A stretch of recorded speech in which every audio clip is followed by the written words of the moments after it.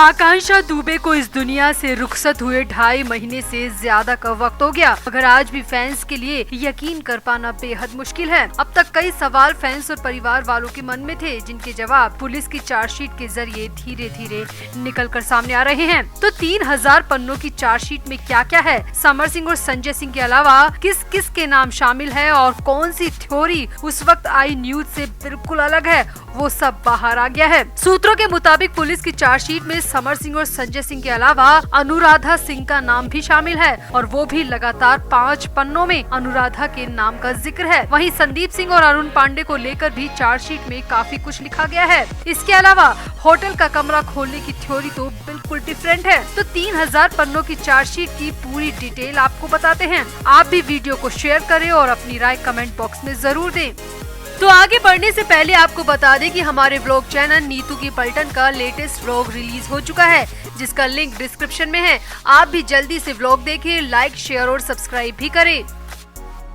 तो आकांक्षा मामले की पहली चार्जशीट कोर्ट में दायर की जा चुकी है और वो पहली चार्जशीट सामने भी आ चुकी है। सूत्रों की माने तो चार्जशीट की एक कॉपी दोनों पक्षों के वकीलों के पास भी पहुंच गई है और उस कॉपी वाली चार्जशीट से जो सामने आया है वो हम आपको बताते हैं। तो सूत्रों की माने तो ये चार्जशीट 3000 पन्नों से ज्यादा की है और शुरुआती तकरीबन 50 पन्नों में आकांक्षा दुबे को लेकर डिटेल लिखी गई है। आकांक्षा दुबे के बर्थ प्लेस से लेकर फैमिली डिटेल, चाइल्डहुड और करियर से संबंधित जानकारी भी दी गई है। इसके अलावा आकांक्षा दुबे की मेडिकल हिस्ट्री भी चार्जशीट में शामिल की गई है। अब आते हैं मेन मुद्दे पर। तो चार्जशीट में 25 मार्च की तारीख से लेकर 7 जून तक की डिटेल दर्ज है। 25 तारीख को आकांक्षा को लेकर जिसने जो बयान दिया था वो सब चार्जशीट में शामिल किया गया है। सूत्रों की माने तो आकांक्षा केस की चार्जशीट में सबसे पहला बयान उसी मेकअप आर्टिस्ट का लिया गया है, जिसे आकांक्षा अपने कमरे नंबर 105 की चाबी देकर पार्टी में गई थी। मेकअप आर्टिस्ट के बयान के मुताबिक आकांक्षा 25 मार्च की शाम को शूटिंग खत्म करके होटल लौटी थी और उसे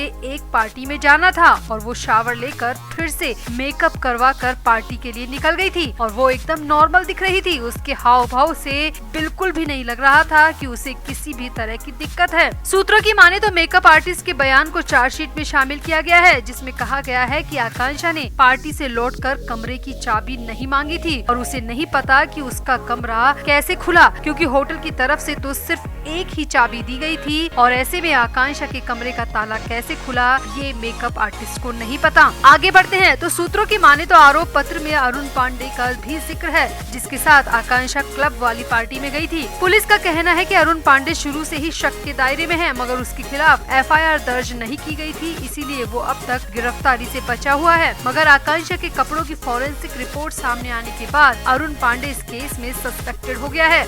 वहीं संदीप सिंह को लेकर तो शुरू से ही शक जताया जा रहा था और अरुण पांडे के साथ ही संदीप का DNA सैंपल भी पुलिस ने ले लिया है और इन सब बातों का जिक्र पुलिस की चार्जशीट में शामिल है। पुलिस ने चार्जशीट में ये भी बताया है कि आकांक्षा पार्टी से संदीप के साथ ही वापस लौटी थी और उस CCTV फुटेज का जिक्र भी इस चार्जशीट में किया गया है और CCTV फुटेज की एक कॉपी भी चार्जशीट के साथ सबमिट की गई है। सूत्रों की माने तो चार्जशीट में टीवी एक्ट्रेस अनुराधा सिंह का भी जिक्र है। जी हाँ, अब तक इस केस से दूर भागने वाली अनुराधा सिंह का आरोप पत्र में 5 बार नाम शामिल है। पुलिस ने चार्जशीट में बताया है कि अनुराधा सिंह को 2 बार तलब किया गया, 2 बार पुलिस उसे लेने मुंबई तक गई, मगर वो नहीं आई। पुलिस का कहना है कि अनुराधा सिंह पर आरोप है कि उसने आकांक्षा के मोबाइल से काफी सारा डेटा डिलीट किया था और घर वालों की मर्जी के बगैर आकांक्षा का अंतिम संस्कार करवाया, वो भी बहुत ज्यादा जल्दबाजी में, जिससे कि शक गहरा रहा है। पुलिस का कहना है कि अनुराधा से पूछताछ किया जाना बाकी है और आखिर वो आकांक्षा की मौत के बाद इतनी जल्दबाजी में क्यों थी और आकांक्षा के फोन से क्या कुछ मिटाया गया, ये सब पूछा जाना बाकी है